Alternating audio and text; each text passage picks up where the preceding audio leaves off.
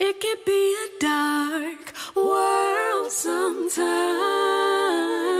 Don't be afraid to be a source of light. It can be a dark world sometimes. But don't be afraid to be a source of light. Peace, good people. Peace.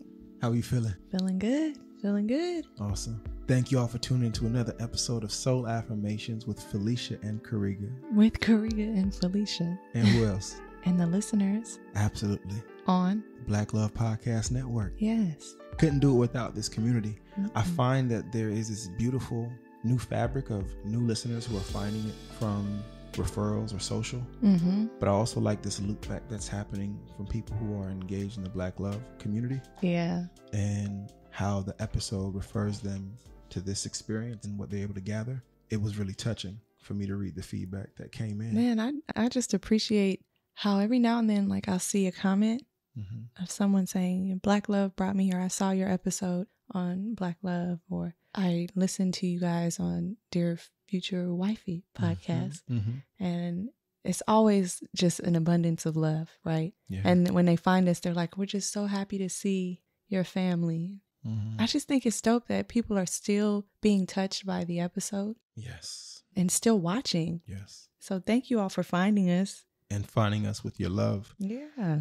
It really impressed upon me when I realized you don't know who is watching. And when I say who, I mean like who outside of what may cross my mind. So to learn that someone in their 60s who has experiences that I could not even imagine is finding truth in the love that resides.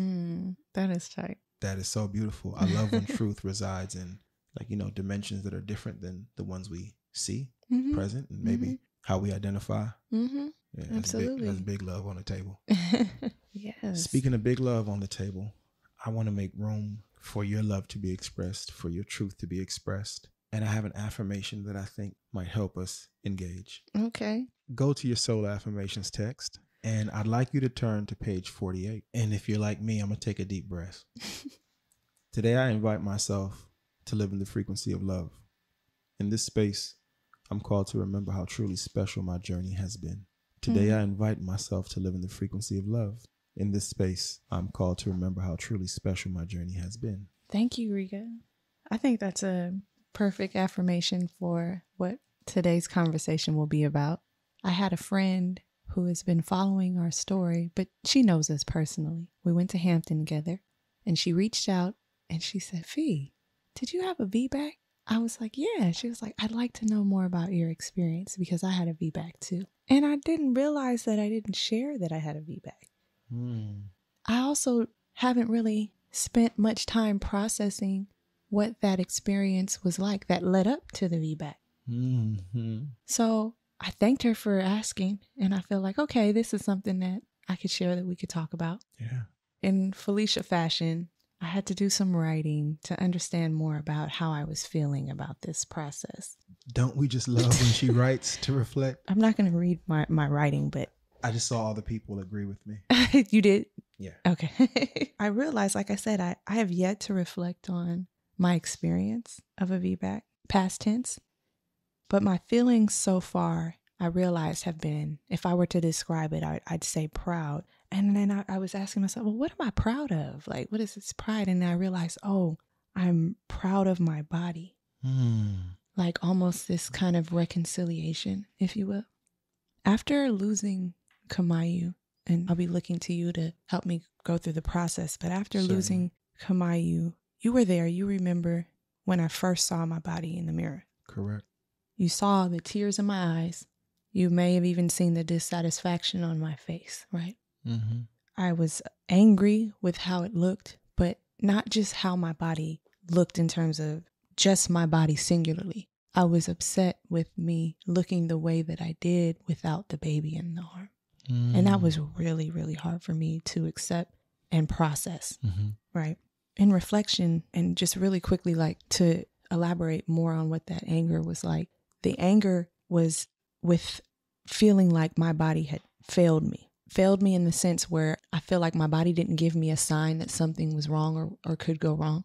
right? So I was very angry about that, but also failed me in the sense that it did not save my baby. And so after experiencing that loss and playing with the idea of these failures in my mind, I would have to look at it daily from that point and be reminded of this idea of failure, right? I have a scar.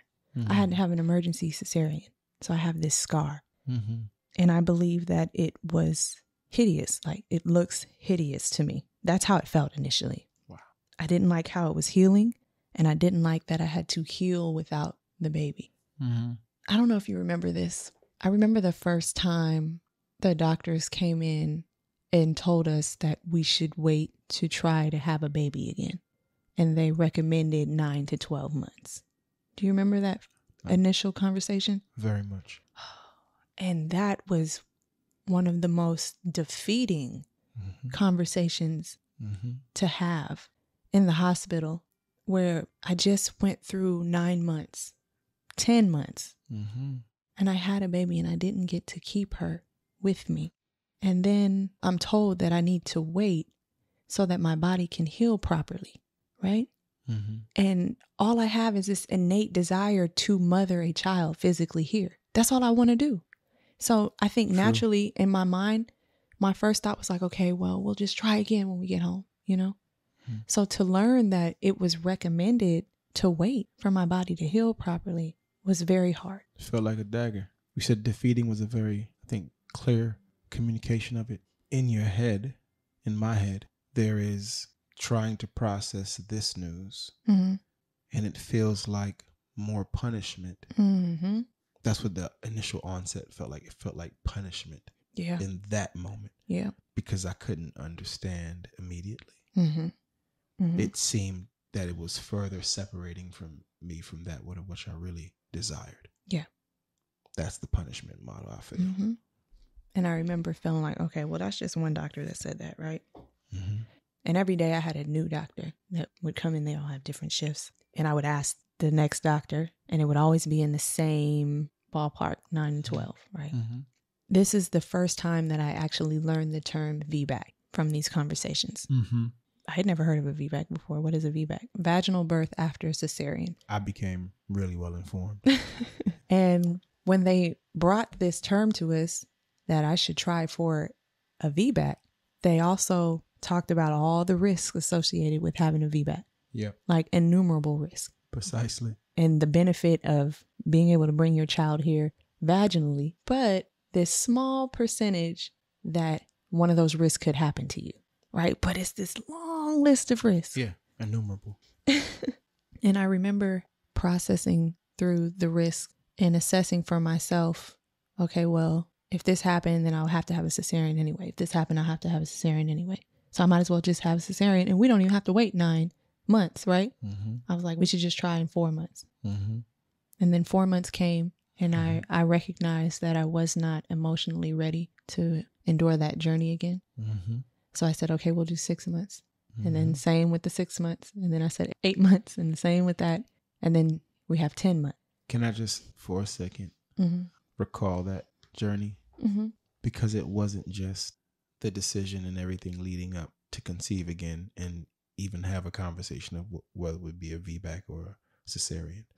The emotion of the thought of each month that you mentioned and every day in between, there was so much almost indescribable grief and what is good, what is a good time, what is pleasure, what is intimacy, what is today, what is the journey of even being pregnant again. Like there were so many things that were distant, so far distant, so many questions.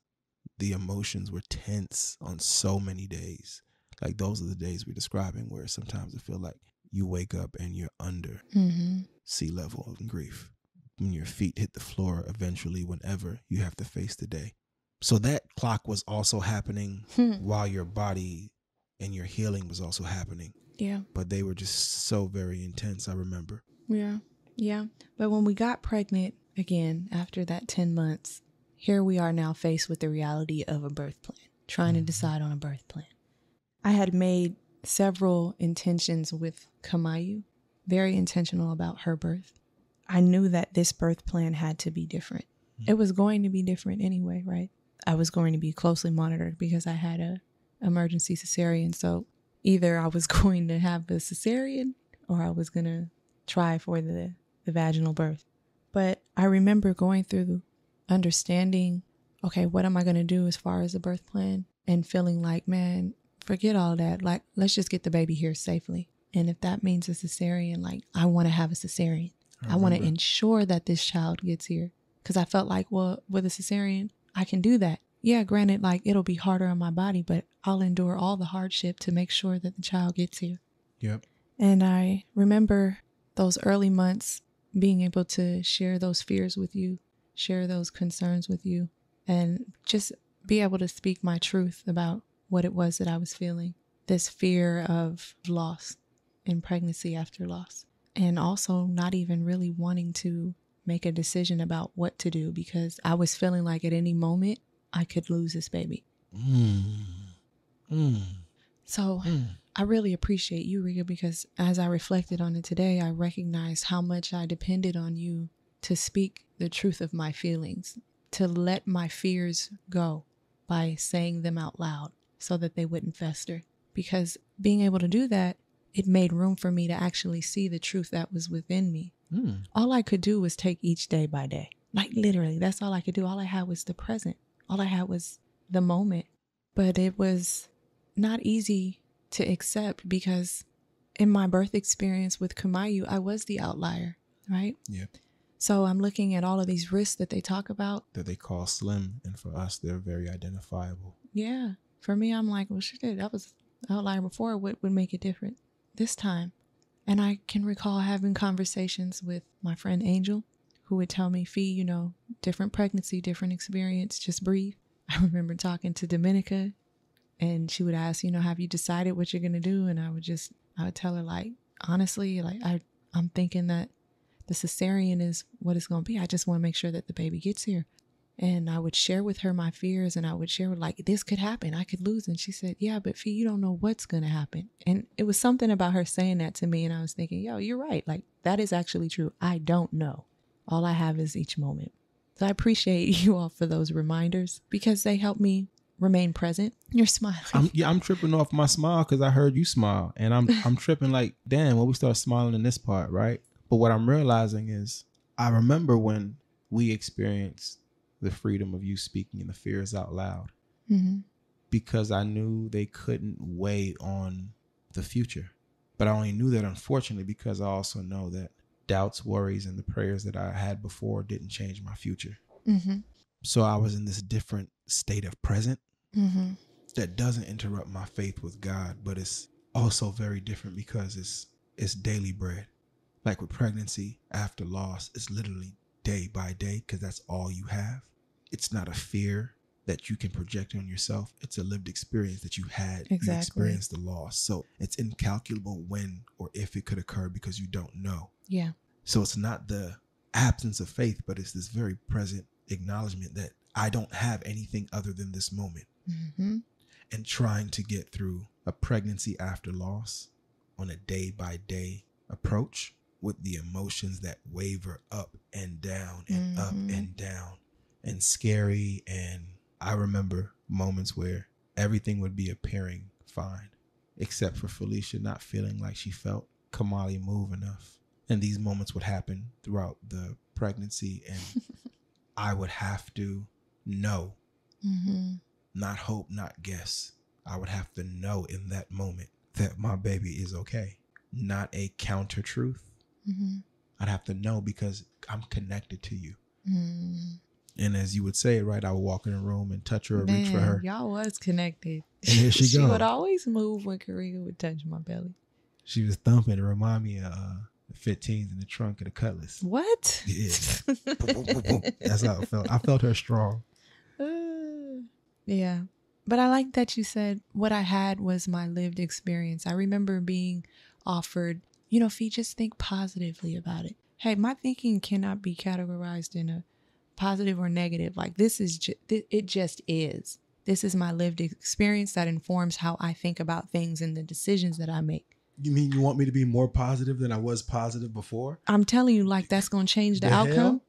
Like, so I had negative thoughts. Nah, bruh. Nah. It wasn't my thinking, bruh. Nah. Ooh, that used to be a spicy trigger. Oh, man. It was, wasn't it? I forgot about all those triggers. I remember.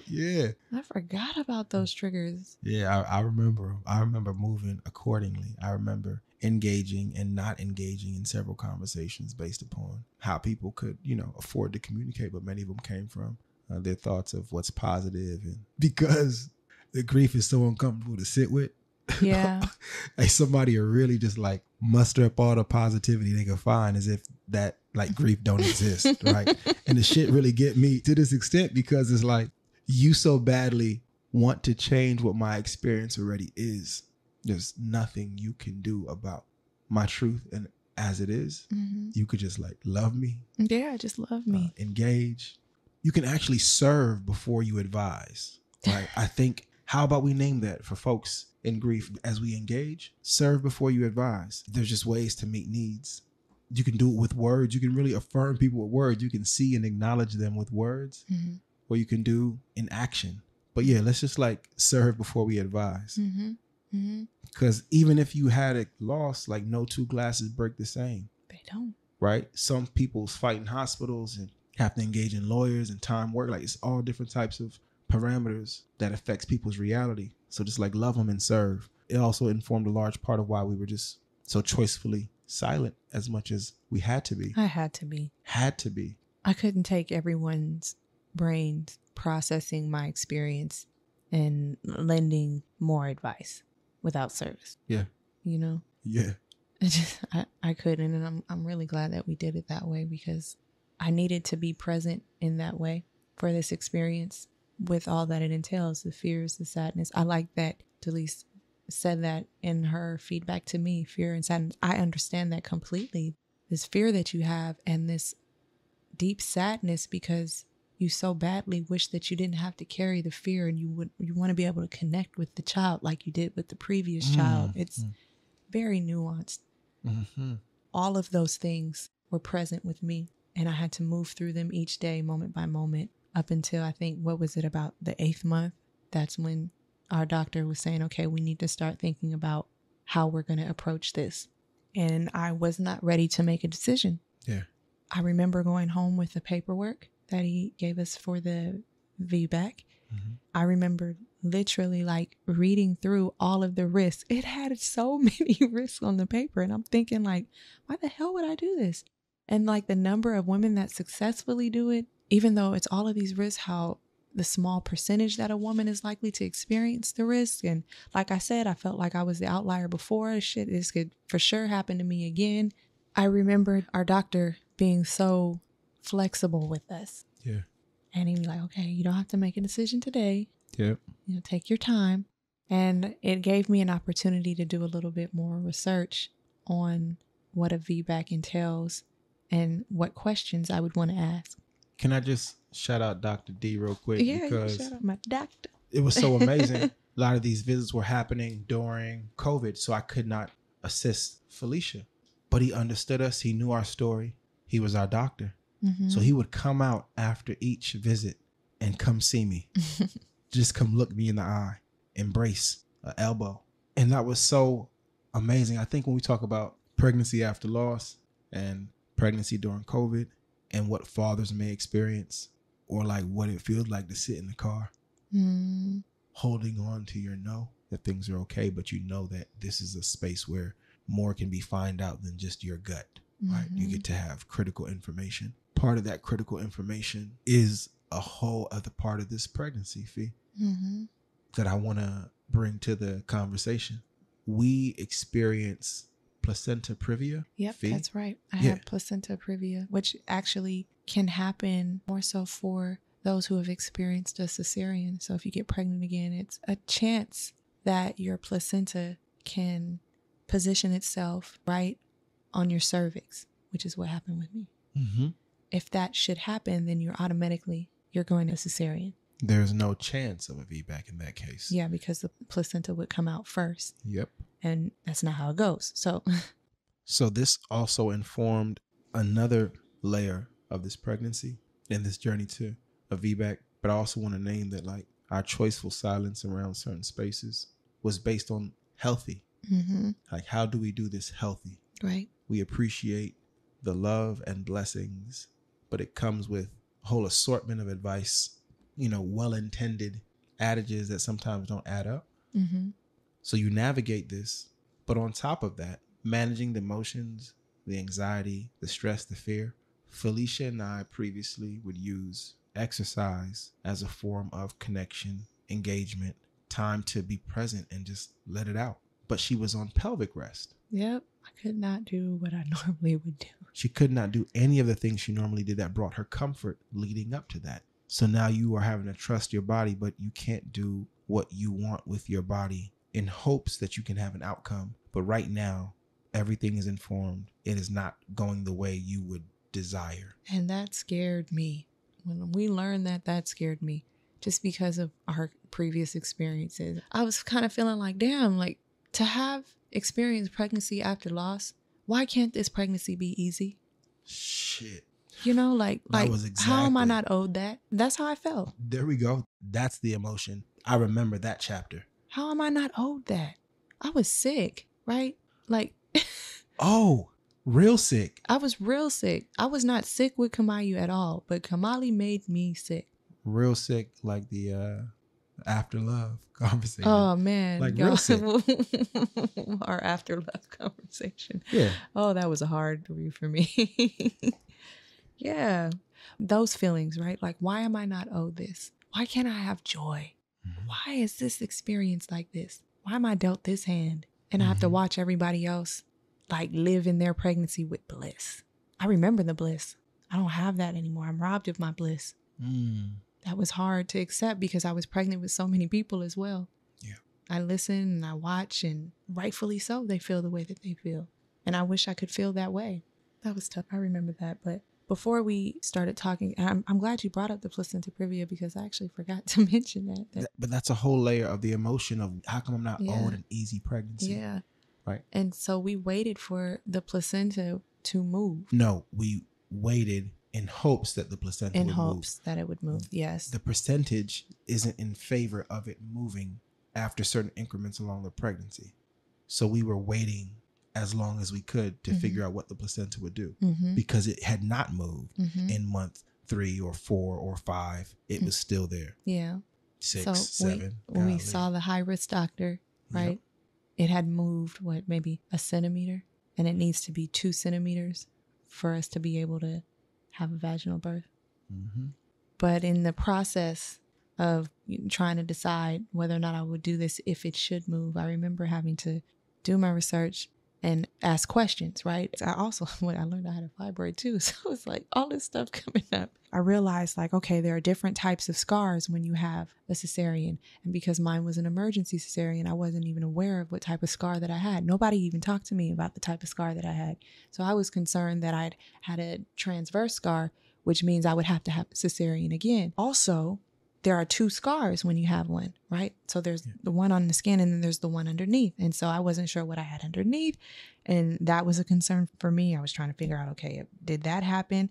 And then another big concern was, is there an anesthesiologist on the floor at all times? Like, I need to know because if something should go wrong, if I'm attempting the VBAC, I need someone to be there right away. Say there's like a rupture or something with the uterus.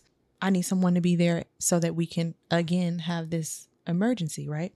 The other question, like, because of my loss, well, what if I don't go into labor? If I don't go into labor until like after my due date, can I decide later to have a C-section, right? Because I went to 41 weeks with Kamayu, and I was thinking, well, if I go to 41 weeks again, maybe I should just do this. Yeah. Is there a difference in me scheduling a procedure in advance versus needing one during a trial of labor? And we learned there was a difference. Yeah. So all of these things came up, all of these questions, but my doctor, being as dope as he is and just understanding what our experience has been, because I could not formally decide like how to do it. And thanks to also our therapist that I was able to talk to, and she kept reminding me to be flexible. My doctor scheduled me for a cesarean and told me that I can cancel it if I decide that I want to have the vaginal birth. Mm. And I literally went up to the 39th week and I decided, okay, I'm not going to go with it. Yeah. And that's how I went into my VBAC. I love that you were given the time. Yeah. That someone saw you. You're a doctor, of course, but that someone saw she's not being difficult. She needs time. Mm-hmm. And in time and with time, only with time, will you be able to arrive at what is best for you. Yeah. But I'm grateful. It was such a unique route. This pregnancy was, like, of course, okay, different children, okay, different. But I mean, different in every way in terms of complication. What does this mean? Have to do a whole new set of research. It literally was an entirely different pregnancy insofar as the research was different. Not just because we were curious and wanted to be more informed every step of the way. We were very informed every step of the way. This was different. It was a different pregnancy in nature. So you had to learn all these new terms and new experiences and have new appointments and new high-risk doctors and new technology, right? All these things that we didn't experience before. So it was like a constant learning curve. Yeah. There was not a day of just sitting back like, okay. I guess I neglected to say, so the placenta did move 2 centimeters away. That's why I was able to do it this way. Mm-hmm. But yes, we went past that scheduled cesarean date. I moved forward and, okay, I'm just going to continue to do this moment by moment as I had done with my support. And here comes the 40th week, right? And this is when it started to feel a little bit familiar. And I have to admit that scared me. Because again, I went to the 41 weeks. Mm-hmm. I'm like, each day, I'm getting text messages from loved ones asking, all right, where are we at? Anybody who has been pregnant, you get this question. I'm minding my damn business. Especially in that full term. Everybody got a question now. All right. So what's going on? Is the baby here? Is the baby coming? And I mean, every single day felt very much like it did with Kamayu. So here I am experiencing this again, right? And also it being full term again. Very much. They say the second one is supposed to come quicker. Full. Well, full term. I told Kamali it's time to come. I told her it's time to come up. Well, I didn't schedule an induction, but. And we didn't say Kamali it's time to come because we didn't know her name. We didn't know her name right away. You're right. But very similarly to my experience with Kamayu, I was having these contractions and her heart rate would be dropping. And it was something that the doctors noticed and they felt like this is too much of a drop. And because of your history, we're going to monitor you. Mm-hmm. And we went in on the 40th week on that day. Mm-hmm. And they decided, oh, we're going to keep you and monitor you. Boy, was that an experience. That was an experience. Do you remember that day? I do remember that day. Do you remember where you thought you were going that day? I thought I was going to Costco to fill up my deep freezer. Y'all, listen, she thought she was preparing for the long haul. I told my mom was here. I said, all right, Mom, we got a doctor's appointment and then I'm going to come back because I want us to go to Costco so I can fill up my deep freezer. Y'all, so I said, we'll be here about 4 o'clock. And she said, okay. Hey, y'all, listen to me. Because, we're not in active labor. At that time, we couldn't see nothing, feel nothing. So Felicia has it in her head. She got to go to Costco to fill the deep freezer. I'm sitting back at this time, I happen to think we're going to Costco too. Mm-hmm. But. Yeah. But no, we ended up going to trial of labor. Uh-huh. And they monitored me and they believed that this was something that I could do. We did the induction with the saline or whatever. The saline solution? Yeah. The inflatable saline. The inflatable saline. And that night we were just waiting for it to come out. Mm-hmm. And it didn't come out until the next day. But I remember the feeling of all right, here we go. Mm-hmm. Because I had gotten much further than I did with Kamayu. That was the thing. Our labor was still slow, but we were waiting to get further along. Yeah. In her dilation. Yep. And I got to 4 centimeters. I hadn't gotten to 4 centimeters with Kamayu. This was a really big thing for me. And I started to feel like, okay, I can do this now. But then that day was long. Forever. That day was long. And the entire day, right? They're monitoring me. I forget what it's called, where they're helping me with my contractions. Pitocin. Yeah. Every couple of, every hour or 2 hours, they were upping the dosage. And I knew that I couldn't go past a certain point because I had a cesarean. But before we get there, wow, it's unique recalling this story and how Felicia recalls it and what I recall. Because every day since that day, her life has been so very different. Yeah. And the information she holds. So I'm glad I'm here with this conversation this way, because I also remember that Felicia was so careful to advocate for herself. Any of the recommended dosages of medicine, she inquired if she could have a little less because she was afraid of not feeling something and not remembering something. Yeah. The threshold of delivery for her, it impacted her memory. She couldn't feel, and she wanted to be present. So watching her advocate for herself and me having to reinform the doctors on why she feels this way, but it also gave her more control. Mm-hmm. Mm-hmm. Not that you have control, but I mean more control in terms of her body and the medicine they're giving her. Mm-hmm. That was really important, Fee. Thank you, babe. And I remember that day only getting to 5 centimeters. That's it. And how defeating that was. Whole day. Ooh, that was a hard one to wake up to. And I had so far to go, and it seemed like I was just moving so slow. Very much. But I had such an amazing birth team there. Squad. An amazing team of doctors, Black women doctors, Yep. and nurses. This is true. Even Therese. Yeah, I had my Filipino homies in there. Yes, they cared for me with so much love and intention. They all knew my story, and they were watching me very closely, listening to my concerns, answering all of my questions. There is a level of professionalism and decorum that people use and choose, and they can do their job above and beyond standard. Mm-hmm. We brought a picture of Kamayu, and we brought her candle to the delivery room. She's a part of our family and with us. Mm-hmm. But wanted them to understand what our family looks like, Mm-hmm. what our family story is, and who this child is to us. Mm-hmm. They all did remark on her beauty. I do remember that. But they were so engaged in learning who she is, Mm-hmm. how she came to be in our lives, Mm-hmm. very understanding. And because this particular nurse understood that, Mm-hmm. she knew that there was going to be a gap shift. And the gap shift is where you might have several nurses filling a small shift, like for like 2 hours. That's right. Until the next on shift nurse comes in. But then you can lose information when it goes through that many people. This is when she became my homie. She opted to extend her shift after doing 8 hours already. She did another 4 to hold the gap shift down so she can transfer the information directly to the next nurse who she knew personally and thought would be great for us. Man, and was she great? She had it. She had it. But I just thought that was so amazing that above her shift, Yeah. her heart as a person connected to us, and she did that for us. Yes, she and it did. gave us the peace of mind to know that our experiences, because the labor was so long Yeah. and we were so concerned, Yeah. that our experiences minute by minute Mm-hmm. could be transferred to the next incoming staff, Mm-hmm. because every minute counts. Unfortunately, that's our reality. Every minute was important. So we Yeah. didn't want you to misunderstand what she's saying, how she's feeling, Yeah. or how long she's been feeling this way. Yeah. They were very, very good about holding us close and monitoring, Mm-hmm. which also gave me some comfort, I will say, in moving forward with the VBAC. I knew that, okay, if I'm doing that, I'm going to have a high-risk doctor present, and there's going to be all eyes on me Mm-hmm. in attempting to do this. So, man, I thank you for bringing that into the space, because it is evidence of how their care and how closely they were to us. Yes. And she passed me off to the right nurse, man.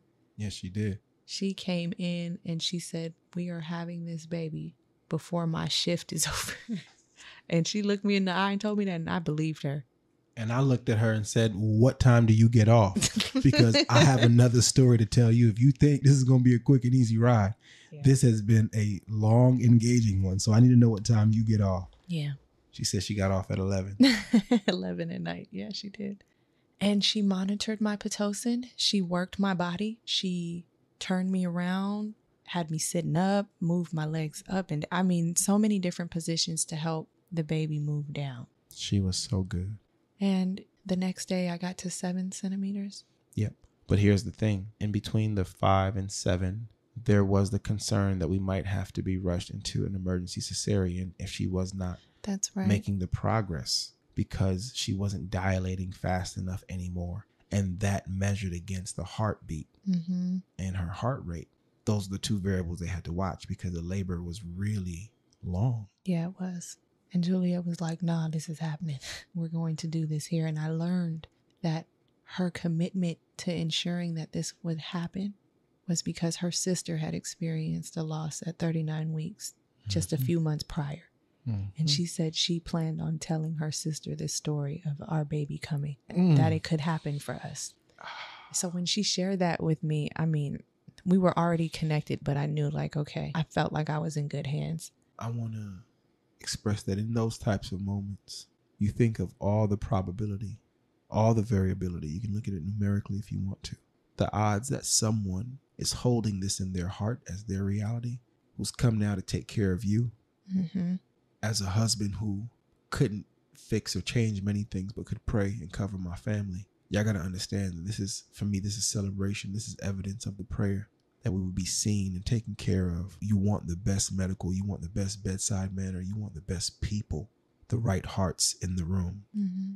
I remember she was from Uganda, and she said also that she could not do this alone. Is it okay if she prays? And I said, yes. And she said, in Jesus' name? I said, yes. And that was also a part of the experience in that room. Yeah. She saw and saw and saw more. Yep. And it was literally down to, 7 o'clock, they checked my cervix and I was at 9 centimeters. Right now, Julia got off at 11. That was the time her shift was over. And now, this is over the course of 3 days. 3 days, y'all. When we found out that we were at 9, I just cried. Like, I can't believe I had made it this far. She was so sure that it was about to happen that as soon as all the doctors left, she started setting up for my delivery. This is early in the day. The sun is still. She started putting all the stuff together for my delivery. She really believed this baby is coming. She sat me up. She turned my bed into a chair so that the baby would drop down further into my cervix. And I remember her telling me, like, when it's time to push. Turned you around on all four. Well, yeah, that's how we got to 9. She had turned me around. Yeah, but you said when you said they turned my bed into a chair, it didn't suggest that you were not sitting down anymore. No, this is when I was sitting down forward and she brought me a popsicle. Oh, okay. You remember? Okay. Oh, you were sitting down. Okay. She had me propped up sitting. I do recall. And she brought me a popsicle and she told me when it's time to push that I would have to push like I was having a poo. And I said, what? Nobody had ever shared that with me, by the way. I did not know that was the way. Okay. So when she said that, I was like, that makes so much sense to me. And I got tired sitting up that long.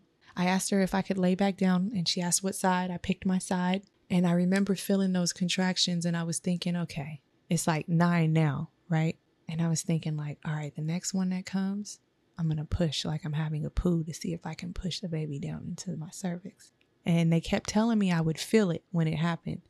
And boy, did I feel it. And I told her, I said, Juliet, I'm ready.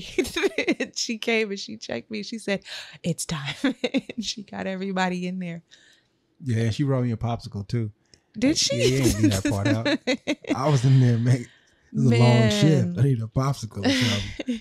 My experience was happening alongside yours. You're right, babe. You're right. I apologize. I'm just saying. I will not minimize that. No, it's not that you don't have to minimize it. It doesn't belong. I'm just saying, inside that room, she saw me, y'all. She did. Y'all don't get it. She saw me. She didn't have to bring me that popsicle. She asked me what flavor I wanted. Yeah, come on. We got cherry. Come on, somebody. Yeah, and she positioned me before even the doctors came in. She had us ready to go. My mom started playing gospel music. That was not my playlist. I remember. My doctor came in, a Nigerian woman, young lady who reminded me of our cousin Narika. They positioned me and guided me for my pushing, and it took me 45 minutes. They were amazing. This team of Black-led women who, I will not dismiss the fact that there is proof. Many of us were bopping our heads to the rhythm of the music. on video, we got my doctor. She is bopping her head. It's the music of our story. It's the music of our hope. It's the music that we are so closely connected to. Everyone in that room understood who Kamayu was. We were waiting to meet this new child. No one just came in to just do a job. They understood the temperature, the heart in that room. Yeah. There was also a NICU nurse in there who I liken her to a ninja of delivery. She was so on beat, so ready, so calm, so secure, so sure. Yeah. Much like Kamayu when Kamali came out, she was not breathing right away. Rock my world. So you can imagine the fear because I was waiting to hear that cry. I wanted to hear the cry. And so when it happened, I saw how her head flopped. Boy, That was scary. that was scary. But like Karega said, our NICU nurse was a ninja. And she put Kamali on my chest first, cleaned her up, and then quickly took her over to her station. And I remember my mom having joy this time around. Wow.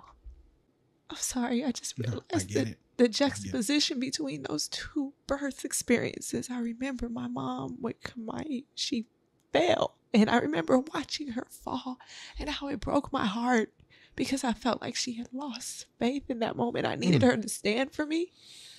But I remember this time around, I'm watching my baby, waiting for her to breathe, waiting to hear her cry. And my mom was already celebrating this time. So, wow, the difference I just realized in those experiences. Mm-hmm. And she had every right to rejoice. Because as soon as I heard that cry, it was the sweetest song. One of the sweetest songs I ever heard. So, just what an experience to process. And I can recall that night I could walk differently. I couldn't walk after my cesarean, but this time I could walk. And I remember walking and seeing myself for the first time. And I was proud, and I thanked my body for what it had done. So that is my experience with the VBAC. And maybe about 2 days later, the nurses kept coming to the room asking if we had a name. And we told them, we are tired. We have not had a chance. Man, I'm tired. We haven't had a chance to think through the name. We were just trying to get to this day. But when we heard her cry, and that was the sweetest song, we knew that she would be Kamali, Sade, Soul, Bailey. Yep. I also want to say, as a liner note, they didn't just tell her to push like she's having a poo. In delivery, she had to push like she was trying to poo to the sky. That's what they said, to the sky. And I thought to myself, that's hard. But that's how hard she had to push. Sustainable. It's sustainable pushing. And Felicia was phenomenal. I remember this side of the story. They could not believe how strong she was to push that sustainably, to disengage when they told her to disengage. And she was immediately ready to re-engage when they told her to re-engage. She pushed and pushed and pushed and pushed. And there was not a lot of crying. She wasn't crying. She didn't cry until she wanted to have that experience of her experience Kamali on her chest. She was pushing and fighting. It was another level of purpose. She caused reconciliation. We didn't know what it would be in the end, but it was her whole fight, her whole body, her whole being. She gave it everything she had. Through the pregnancy, having to adjust to placenta previa being on pelvic rest, changing the very way she moves and flows, and then to have that stellar performance. She was present. She advocated for herself. The nurse asked her permission to increase the Pitocin. When they were in agreement, the ride started to pick up, and feed delivered our beautiful baby Bailey girl again. And I have the deepest level of love and admiration and respect and appreciation for what you've done for our family. And to hear you say you thanked your body is so important to me. I remember how off-putting some of my compliments were to you. Mm-hmm. They didn't feel true to you. Not that I wasn't telling the truth, but you couldn't see it. So I would say it, and I would say it, and I would say it, and sometimes I would write it. So to hear you thank your body is so important, because that's the same body that keeps this family well. You feed, you nurture, you care, you give so much. And I'm so glad you can have that experience. Thank you, Ray. We love you. So I would like to close with this affirmation. I think I reconciled with my body. And thank you also for your affirmations that you put around the house to affirm my experience in the pregnancy. At page 44, and it reads, I am unconditional love, abundance, high vibrational experiences, and sacred connections. So thank you, Tiffany, for the question. And thank you all for tuning in with us. Thank you, community, for holding space for a conversation this intimate. You heard all the tone changes and the tears. We love y'all for being here for us and being part of this community on the Black Love Podcast Network. Be sure to follow. Yes. Engage. Yeah. Review. Yeah. Even send me a question. And refer a friend. Yes. This production is executive produced by Tommy and Cody Oliver. That's right. Produced by Crystal Hill. That's right. You know that. And edited by Masu McLemore. That's right. Thank you all for being such an amazing team. May we all love more abundantly. Peace. Till next time.